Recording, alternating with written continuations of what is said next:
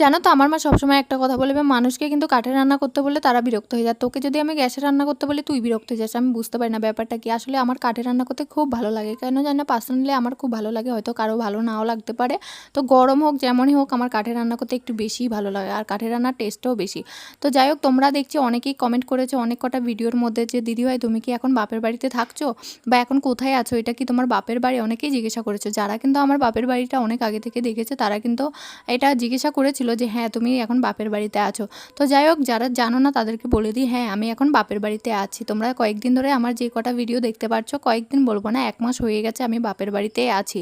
তো আশা করি তোমরা তোমাদের প্রশ্নটা বুঝে গেছো। আর আমি এখন বাপের বাড়িতে আছি কেন জানো, আমার হাজব্যান্ড কিন্তু এখন বাড়িতে নেই। তো তার জন্য কিন্তু আমি বাপের বাড়িতে আছি, আর একটা পার্সোনাল সমস্যা আছে সেই কারণে কিন্তু আছি আর কি। তো তোমাদেরকে এখন আমি ক্লিয়ার করবো না, পরে কিন্তু আমি একটা ভিডিওতে ক্লিয়ার করে বলবো।